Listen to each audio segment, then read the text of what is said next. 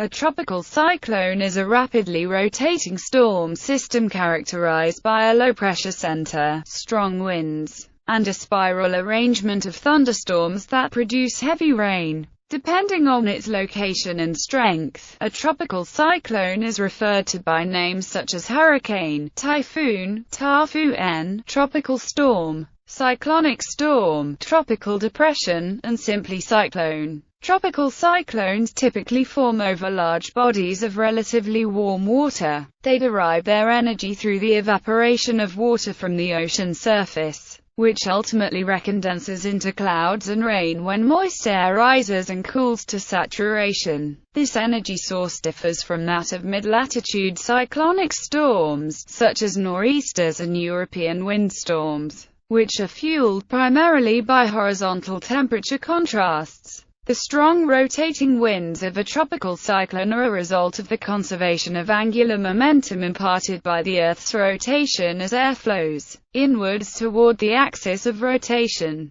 As a result, they rarely form within 5 degrees of the equator. Tropical cyclones are typically between 100 and 2,000 kilometers in diameter. Tropical refers to the geographical origin of these systems, which form almost exclusively over tropical seas. Cyclone refers to their cyclonic nature, with wind blowing counterclockwise in the northern hemisphere and clockwise in the southern hemisphere. The opposite direction of circulation is due to the Coriolis effect. In addition to strong winds and rain, tropical cyclones are capable of generating high waves, damaging storm surge, and tornadoes. They typically weaken rapidly over land where they are cut off from their primary energy source. For this reason, coastal regions are particularly vulnerable to damage from a tropical cyclone as compared to inland regions. Heavy rains, however, can cause significant flooding inland, and storm surges can produce extensive coastal flooding up to 40 kilometers from the coastline. Though their effects on human populations are often devastating, tropical cyclones can relieve drought conditions.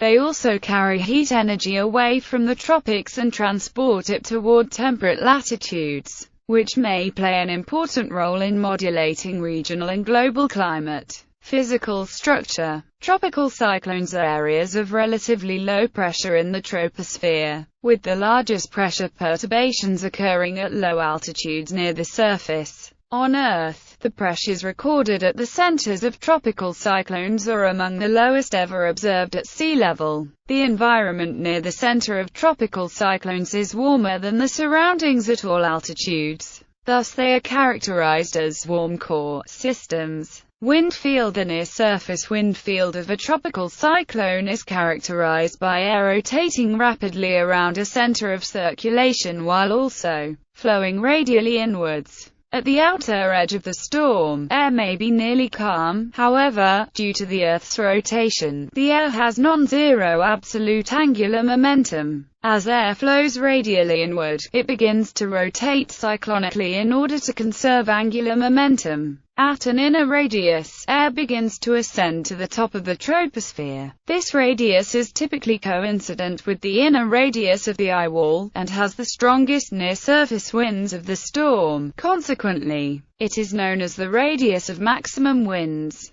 Once aloft, air flows away from the storm's center, producing a shield of cirrus clouds. The previously mentioned processes result in a wind field that is nearly axisymmetric. Wind speeds are low at the center, increase rapidly moving outwards to the radius of maximum winds, and then decay more gradually with radius to large radii. However, the wind field often exhibits additional spatial and temporal variability due to the effects of localized processes, such as thunderstorm activity and horizontal flow instabilities. In the vertical direction, winds are strongest near the surface and decay with height within the troposphere. Iron center. At the center of a mature tropical cyclone, air sinks rather than rises. For a sufficiently strong storm, air may sink over a layer deep enough to suppress cloud formation, thereby creating a clear eye. Weather in the eye is normally calm and free of clouds, although the sea may be extremely violent. The eye is normally circular in shape, and is typically 30 to 65 kilometers in diameter, though eyes as small as 3 kilometers and as large as 370 kilometers have been observed. The cloudy outer edge of the eye is called the eye wall. The eye wall typically expands outward with height, resembling an arena football stadium. This phenomenon is sometimes referred to as the stadium effect. The eye wall is where the greatest wind speeds are found. Air rises most rapidly, clouds reach to their highest altitude, and precipitation is the heaviest. The heaviest wind damage occurs where a tropical cyclone's eye wall passes over land. In a weaker storm, the eye may be obscured by the central dense overcast, which is the upper-level cirrus shield that is associated with a concentrated area of strong thunderstorm activity near the center of a tropical cyclone. The eye wall may vary over time in the form of eyewall replacement cycles, particularly in intense tropical cyclones. Outer rain bands can organize into an outer ring of thunderstorms that slowly moves inward, which is believed to rob the primary eye wall of moisture and angular momentum. When the primary eye wall weakens, the tropical cyclone weakens temporarily. The outer eye wall eventually replaces the primary one at the end of the cycle, at which time the storm may return to its original intensity. Storm intensity is defined as the maximum wind speed in the storm. This speed is taken as either a 1-minute or a 10-minute average at the standard reference height of 10 meters. The choice of averaging period, as well as the naming convention for classifying storms, differs across forecast centers and ocean basins. On occasion, tropical cyclones may undergo a meteorological condition known as rapid deepening, a period in which the minimum sea level pressure of a tropical cyclone decreases by 42 mb in a 24-hour period. In order for rapid deepening to occur, several conditions must be in place. Water temperatures must be extremely warm, and water of this temperature must be sufficiently deep such that waves do not upwell cooler waters to the surface. Wind shear must be low. When wind shear is high, the convection and circulation in the cyclone will be disrupted. Usually, an anticyclone in the upper layers of the troposphere above the storm must be present as well, for extremely low surface pressures to develop. Air must be rising very rapidly in the eye wall of the storm, and an upper-level anticyclone helps channel this air away from the cyclone efficiently. Size. There are a variety of metrics commonly used to measure storm size. The most common metrics include the radius of maximum wind, the radius of 34-knot wind, the radius of outermost closed isobar, and the radius of vanishing wind. An additional metric is the radius at which the cyclone's relative vorticity field decreases to 1 times 10⁻⁵s-1. On Earth, tropical cyclones span a large range of sizes, from 100 to 2,000 kilometers as measured by the radius of vanishing wind. They are largest on average in the Northwest Pacific Ocean Basin and smallest in the Northeastern Pacific Ocean Basin. If the radius of outermost closed isobar is less than 2 degrees of latitude, then the cyclone is very small, or a midget. A radius of 3 to 6 latitude degrees is considered average-sized. Very large tropical cyclones have a radius of greater than 8 degrees. Observations indicate that size is only weakly correlated to variables such as storm intensity, radius of maximum wind, latitude, and maximum potential intensity. Size plays an important role in modulating damage caused by a storm. All else equal, a larger storm will impact a larger area for a longer period of time. Additionally, a larger near-surface wind field can generate higher storm surge due to the combination of longer wind fetch, longer duration, and enhanced wave setup.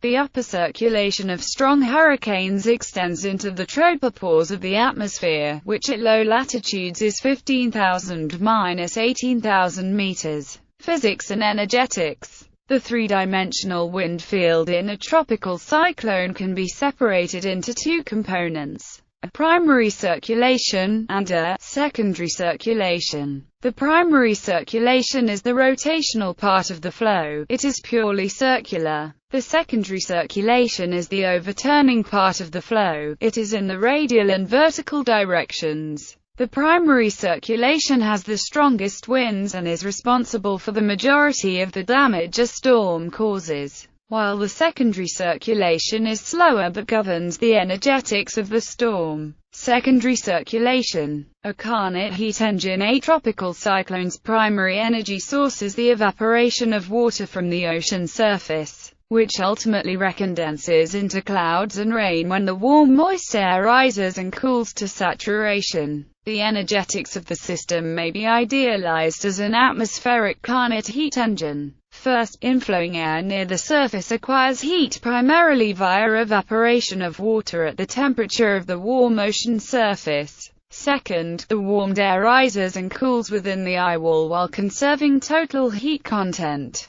Third, air outflows and loses heat via infrared radiation to space at the temperature of the cold tropopause. Finally, air subsides and warms at the outer edge of the storm while conserving total heat content. The first and third legs are nearly isothermal, while the second and fourth legs are nearly isentropic. This in-up-out-down overturning flow is known as the secondary circulation. The Carnot perspective provides an upper bound on the maximum wind speed that a storm can attain. Scientists estimate that a tropical cyclone releases heat energy at the rate of 50 to 200 exajoules per day, equivalent to about 1 petawatt. This rate of energy release is equivalent to 70 times the world energy consumption of humans and 200 times the worldwide electrical generating capacity, or to exploding a 10 megaton nuclear bomb every 20 minutes. Primary circulation. Rotating winds. The primary rotating flow in a tropical cyclone results from the conservation of angular momentum by the secondary circulation. Absolute angular momentum on a rotating planet is given by where the Coriolis parameter is the azimuthal wind speed, and is the radius to the axis of rotation. The first term on the right-hand side is the component of planetary angular momentum that projects onto the local vertical. The second term on the right-hand side is the relative angular momentum of the circulation itself with respect to the axis of rotation. Because the planetary angular momentum term vanishes at the equator, tropical cyclones rarely form within 5 degrees of the equator. As air flows radially inward at low levels, it begins to rotate cyclonically in order to conserve angular momentum. Similarly, as rapidly rotating air flows radially outward near the tropopause, its cyclonic rotation decreases and ultimately changes sign at large enough radius, resulting in an upper-level anticyclone.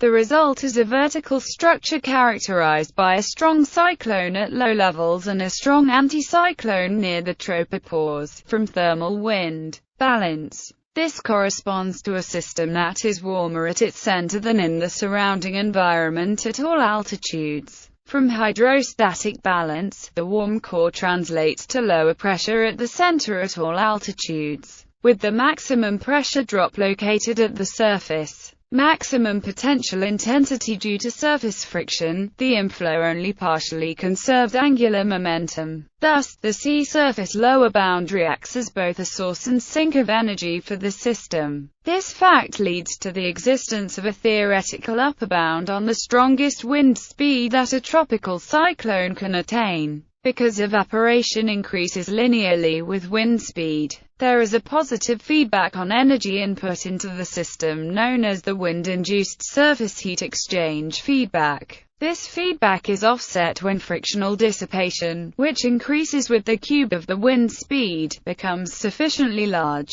This upper bound is called the maximum potential intensity, and is given by where is the temperature of the sea surface, is the temperature of the outflow, is the enthalpy difference between the surface and the overlying air, and in the surface exchange coefficients of enthalpy and momentum, respectively. The surface air enthalpy difference is taken as whereas the saturation enthalpy of air at sea surface temperature and sea level pressure and is the enthalpy of boundary layer air overlying the surface. The maximum potential intensity is predominantly a function of the background environment alone, and thus this quantity can be used to determine which regions on Earth can support tropical cyclones of a given intensity, and how these regions may evolve in time. Specifically, the maximum potential intensity has three components, but its variability in space and time is due predominantly to the variability in the surface air enthalpy difference component.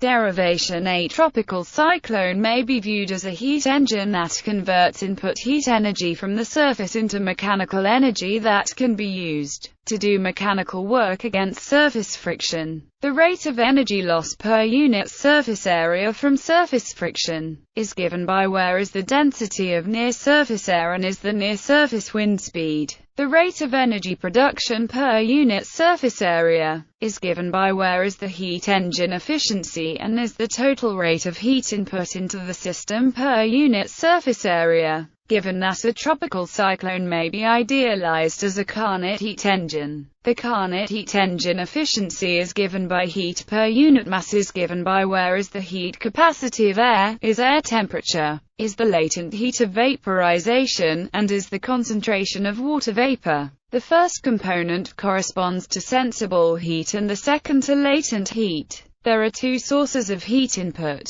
The dominant source is the input of heat of the surface, primarily due to evaporation. The bulk aerodynamic formula for the rate of heat input per unit area at the surface is given by where represents the enthalpy difference between the ocean surface and the overlying air. The second source is the internal sensible heat generated from frictional dissipation, which occurs near the surface within the tropical cyclone and is recycled to the system. Thus, the total rate of net energy production per unit surface area is given by setting and taking leads to the solution for given above. This derivation assumes that total energy input and loss within the system can be approximated by their values at the radius of maximum wind. The inclusion of acts to multiply the total heat input rate by the factor. Mathematically, this has the effect of replacing within the denominator of the Carnot efficiency an alternative definition for the maximum potential intensity, which is mathematically equivalent to the above formulation, is where CAPE stands for the convective available potential energy. Is the CAPE of an air parcel lifted from saturation at sea level in reference to the environmental sounding, is the CAPE of the boundary layer, and both quantities are calculated at the radius of maximum wind. Characteristic values and variability on Earth. On Earth, a characteristic temperature for is 300 K and for is 200 K, corresponding to a Carnot efficiency of. The ratio of the surface exchange coefficients is typically taken to be 1. However, observations suggest that the drag coefficient varies with wind speed and may decrease at high wind speeds within the boundary layer of the mature hurricane. Additionally, may vary at high wind speeds due to the effect of sea spray on evaporation within the boundary layer. A characteristic value of the maximum potential intensity is 80 meters per second. However, this quantity varies significantly across space and time, particularly within the seasonal cycle, spanning a range of 0 to 100 meters per second. This variability is primarily due to variability in the surface enthalpy disequilibrium as well as in the thermodynamic structure of the troposphere, which are controlled by the large-scale dynamics of the tropical climate.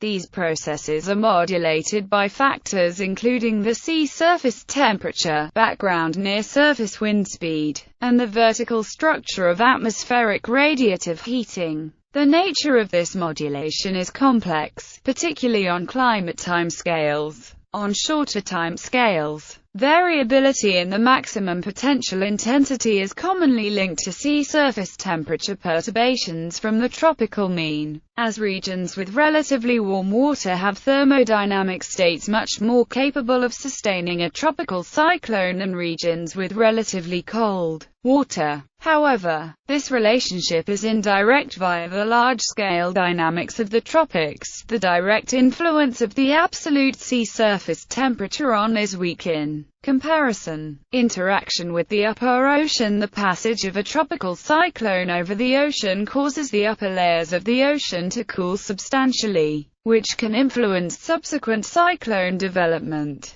This cooling is primarily caused by wind-driven mixing of cold water from deeper in the ocean with the warm surface waters. This effect results in a negative feedback process that can inhibit further development or lead to weakening. Additional cooling may come in the form of cold water from falling raindrops. Cloud cover may also play a role in cooling the ocean, by shielding the ocean surface from direct sunlight before and slightly after the storm passage. All these effects can combine to produce a dramatic drop in sea surface temperature over a large area in just a few days.